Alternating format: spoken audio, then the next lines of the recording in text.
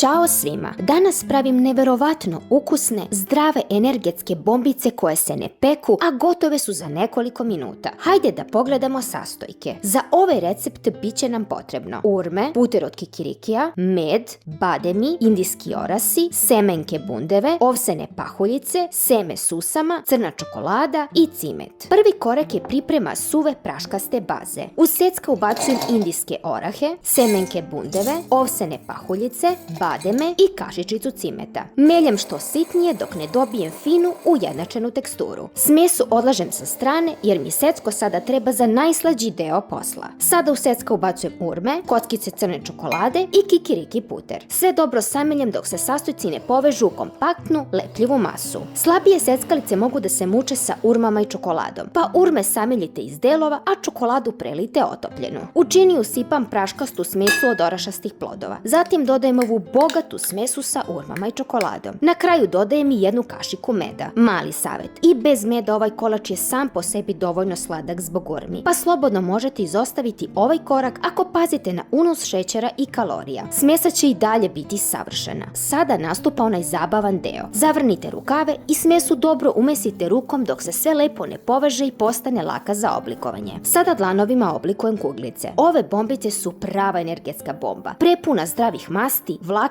i prirodnih šećera. Odličan su izbor za zdravu užinu koja će vas brzo zasititi i podići vam energiju. Ipak, pošto su poprilično kalorične zbog orašastih plodova, budite umereni i nemojte preterivati sa količinom. Svaku kuglicu bogato uvaljam u susam sa svih strana. Susam nije tu samo radi ukusa i dekoracije. Ove sitne semenke su neverovatno zdrave. Oni su riznica kalcijuma, gvožđa i moćnih antioksidanasa koji čuvaju naše zdravlje. Zato ih slobodno bogato uvaljajte jer susam svakoj bombici daje i savršenu hrskavost. I to je to. Moje zdrave bombice su spremne za jelo. Spolja hrskave od susama, a unutra predivno mekani i bogate ukusom. Možete ih čuvati u frižideru i imati spremnu zdravu užinu tokom cele nedelje. Ako vam se dopao ovaj video, obavezno stisnite like. Prijavite se na kanal za još brzih i zdravih recepata i pišite mi u komentarima kako su vam ispale. Prijatno i vidimo se u sledećem videu.